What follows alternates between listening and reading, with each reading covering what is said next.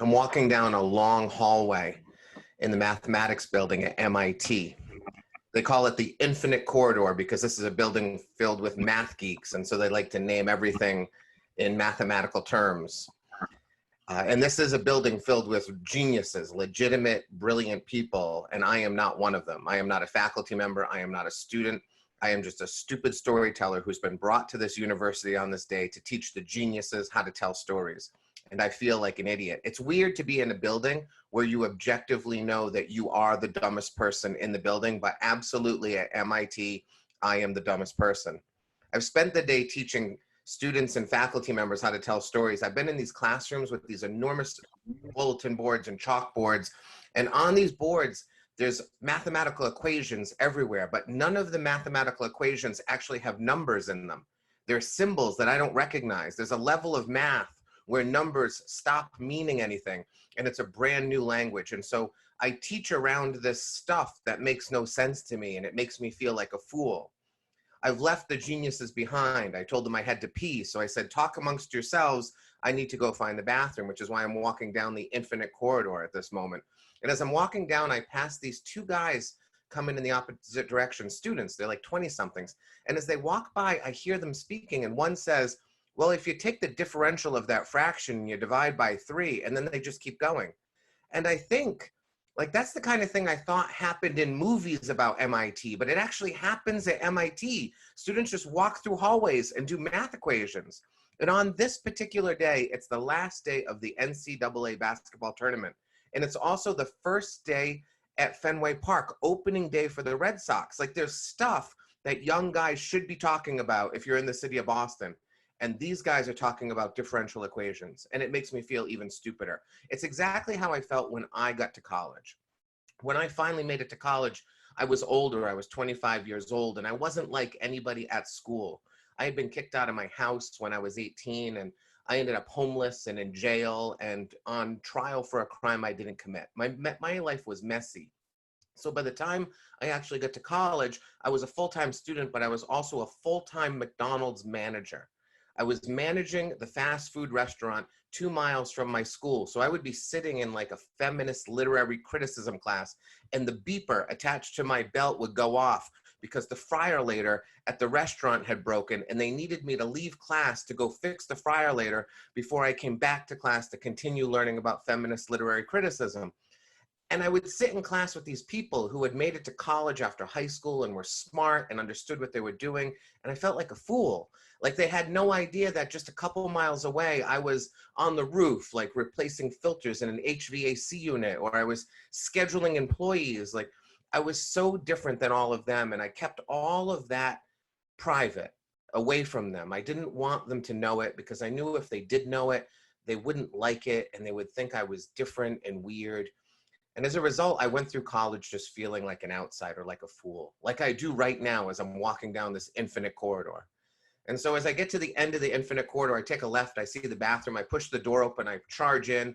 I'm 6 steps in when I finally look up and I see 3 women at the sink washing their hands. And I can hear a 4th woman peeing in the stall to my right.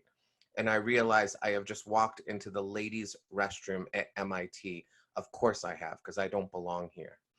So I apologized to the women and I stepped back out and I turned and the men's room is right there. It wasn't hiding in any way. As the women's door is closing, I'm thinking, well, maybe the sign fell off the women's room and that's why I went in. But no, when the door closes, it says women. I can't read equations and I can't read words in this building. I'm just a mess. So I turn and I go into the men's room and blessedly it is empty. So I can sit in my shame for a minute. I walk over to the urinals. There's 8 urinals against the wall. So I choose urinal number 2 and I begin my business. And a couple seconds later, I hear the door to the men's room open and a man comes in and he sidles up to urinal number 3. And this is weird. Like, if you're not familiar with urinal politics, if there's 8 guys in the room, we will all pee next to each other and we won't even think anything of it. But if there's 2 guys in the restroom and I'm at urinal 2, you should not be at urinal 3. You should at least be at urinal 4, but probably urinal 7. Like, you should be somewhere away from me. There's a certain level of exposure that comes into peeing at a urinal that we all accept. It's fine if there's a lot of people, but there's 2 of us and you're right next to me. And so I'm trying to like just look away, and I'm thinking like, is this an aggressive MIT move? Is this what they do to strangers? They like sidle up to you and show their power. But then it occurs to me, no, that's not the case. What's happening here is he's a math geek. Like he's a guy who can solve equations that don't include numbers. He's going to send rocket ships to space someday, but he's socially awkward.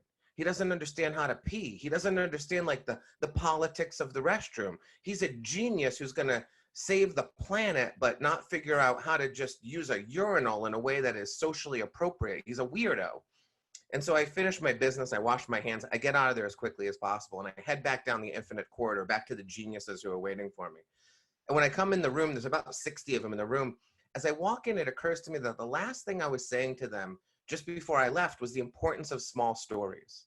I told them that everybody's got a big story to tell, but what you have to do if you want to be a storyteller is find little moments. Those are the things that people really love and attach themselves to. And it occurs to me, I just had 3 of them on the way to the bathroom. I had the 2 guys walking past me talking about differential equations and making me feel dumb. And then I had the moment where I plowed into the ladies' restroom and felt stupid. And then I had that weirdo, socially awkward loser using the urinal next to me. Those are 3 moments that I can share with the geniuses. And so I do, I tell them about all 3 of them, and they laugh and they nod. And for a moment, I think, maybe I'm not so dumb. Like I'm teaching the geniuses something they don't know. And so then I say, do you have any questions about what I just talked about? And one of the guys in the front raises his hand and I say, yes. And he says, I was the guy at the urinal right next to you. I was the one at urinal 3.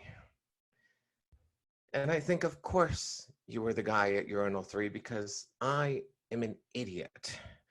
The guy's been sitting in front of me for 2 hours, but I didn't look right, so I didn't see who it was.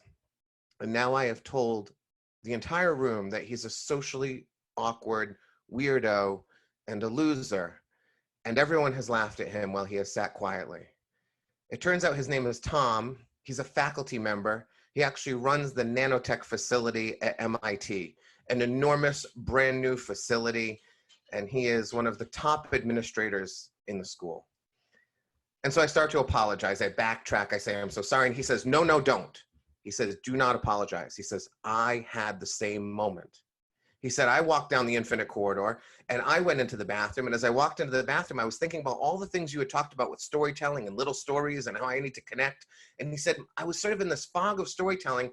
And then I just walked up to urinal 3 and I thought, oh my God, what have I done? I'm at urinal 3. There's someone at urinal 2 and I'm at urinal 3. And then he said he turned and he saw that it was me. And he thought, oh my God, it's the storyteller. What am I doing? And then he went through his mind, what do you do when you're peeing next to a storyteller? Do you tell him a story? Or is he so full of stories, he just needs a little bit of peace? He said, I was panicking while peeing. He said, I actually had to wait for you to leave the room in order to actually coax the pee out of my body. I had the same moment you had. And I sit there looking at Tom, thinking, oh my God, he's kind of like me. Like he's a genius. He runs the nanotech facility, but he's kind of like me. And after class, we go to lunch together. He invites me to lunch, and then he gives me a tour of the nanotech facility. I spend 2 hours walking up and down the hallways of this building. Tom convinces me that nanotech is going to save our lives and that someday it's going to allow us to live forever. He inspires me. At the end of the tour, he gives me nanotech swag. He fills the bag full of nanotech stuff that I get to bring home to my kids. We shake hands. We've exchanged emails. Tom and I have become friends after calling him a socially awkward, weirdo loser in front of all of his colleagues. But it's not until I'm driving home. I'm on the Mass Pike. I'm driving by exit 18, the worst exit in all of America, a disaster of an exit. I'm driving by that exit, and for some reason, it enters my mind.